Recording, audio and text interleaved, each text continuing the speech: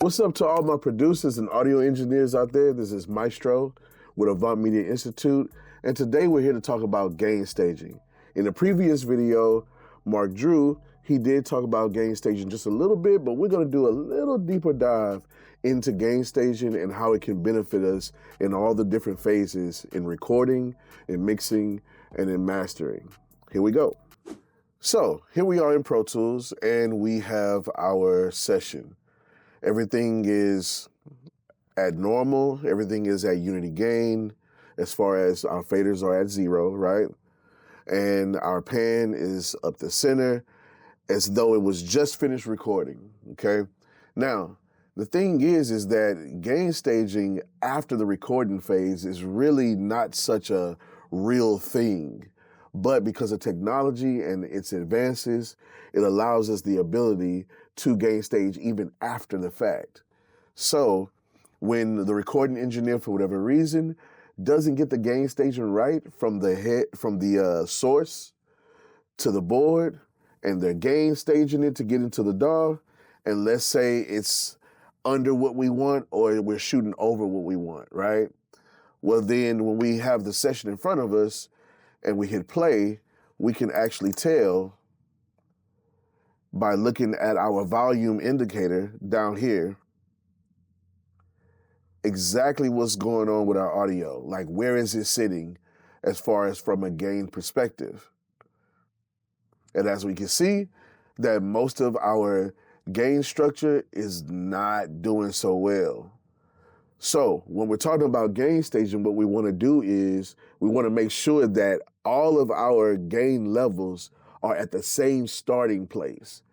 You think of it as a track. You want everybody to make sure they're at the same start distance-wise from the actual finish line. So we want to do the same thing. We're staging the gain in that sense. So what we need to do then, once we have listened to our session in totality, then we look at our gain stage, our volume level indicator, and we can see that they are not hitting the same levels. Now, as a rule of thumb, usually you want to hit between -18 to -12. You know, kind of a wide range, but usually right in there, you're good. Now, that's with your peaks, not RMS, not the average of the signal, but just the very tip top of the signal, right? We want it to get to about -12 is usually what I like to go for. I think that's a healthy area to start. So in order to do that, we have to look at our volume level indicator and see what that number is. If that number is larger than -12, then we know that we need to gain stage going backwards. If that number is under -12, then we know we need to add more gain in order to achieve that very thing. So you just do the math, and eventually all your levels will be staged. All right, so now that you've done the math to make sure that you're going to equal that -12 gain stage, we would actually start from the beginning and we would play it all the way back, okay?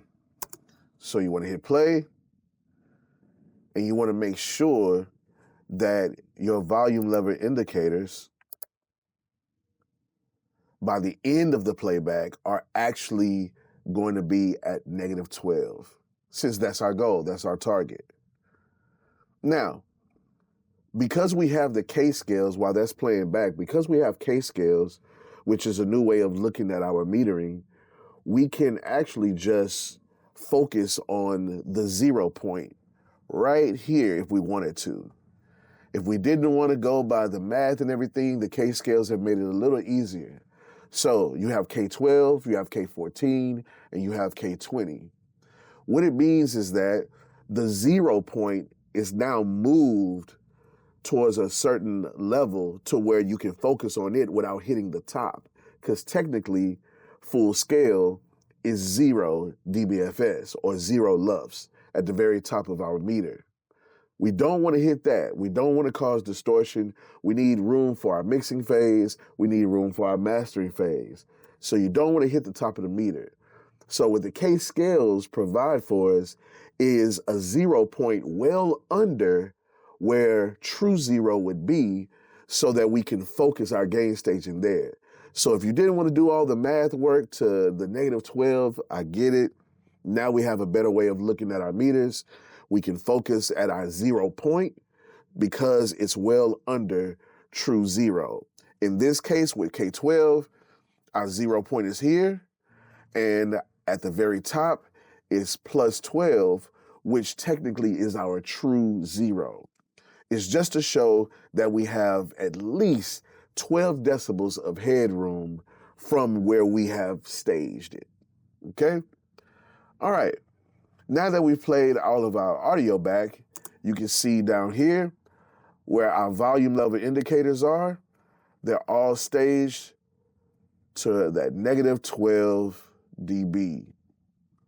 All right, so now we're ready for blending, we're ready for mixing.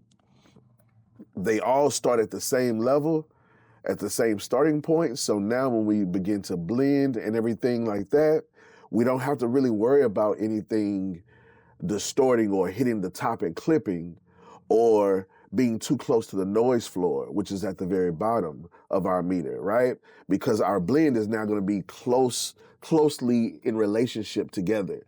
Now that we have gain staged our session, now we can actually go and begin to mix. The thing about plugins, there is a rule that you need to follow when it comes to our plugins and how much gain is going from plugin to plugin in our signal chain on each track. So just remember, especially like something like EQ. So right here, we have an EQ. Currently I have it bypassed. Let's unbypass that. And it's on my kick drum track here. When I decide to boost, let's say I wanted to boost a little bit in this area, around that 100 hertz area, to give it some oomph. Well, I have to remember that coming out of this plugin into the next plugin, it still needs to be staged. So although I may give it a 3 dB boost in the 100 hertz area, I need to now go to my output and make sure that the output of the actual plugin is reduced 3 dB. So when the next plugin that I put after this EQ will still be a gain staged signal. It'll be a staged signal. Now, so I know it may seem like, well, if I'm boosting in 3 dB worth of audio in my EQ, no matter what the frequency range is that I'm boosting, why would I turn it back down? Well, remember, the frequency range, the frequency is what's being boosted, but the overall plugin, the output of it is what we're turning back down to make sure that the signal stays conditioned to the gain stage that we already have it at. So that way, no matter how many plugins you use, hopefully not too many, but no matter how many plugins you use, by the end of that signal chain, we won't have a distorted track. We won't have a track that's hitting the top of our meter and clipping. Always remember that plugins can add signal since it already adds noise. It can definitely add signal into our chain. All right, so another aspect to mixing is if I need to use the actual bus. If the situation is where a group of my stems are actually a part of a certain family, like let's say they're all drum tracks, individually they may be all hitting at -18, but when routed all to an auxiliary, a bus, they may just be hitting at -6. It may be best to put a gain trimming plugin on the bus so we can focus on the combined level of that whole family instead of having to individually go to each track. Now, either way is fine. You can go to each track and gain stage it that way, or because it's the entire drum set or something to that effect, maybe it's a producer's beat, right? And we have the stems instead of it being a 2-track. Then on the actual bus, we can put a trim plug-in or some type of gain trimming plug-in on that bus, and now we can actually turn it down as a combined signal. Now, once you're done with the mixing phase, what needs to happen next is your prep for mastering, okay?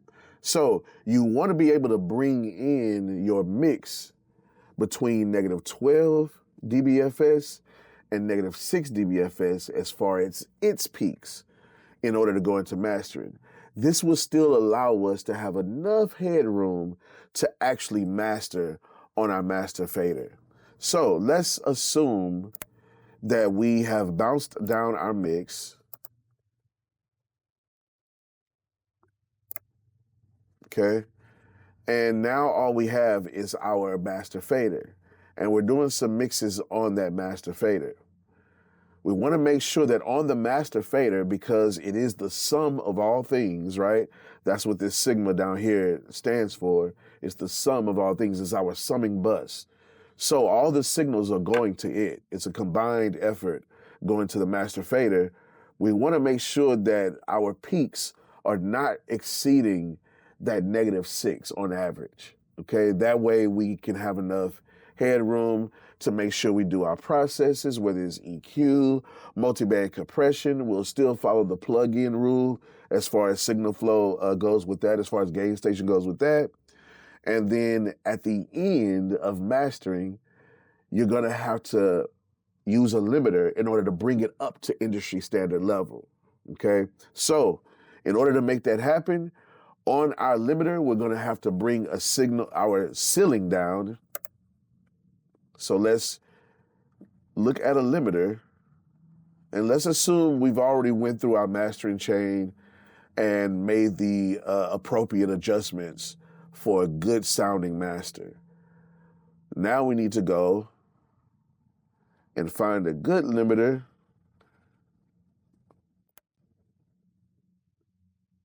Okay, we'll just use this Waves L1.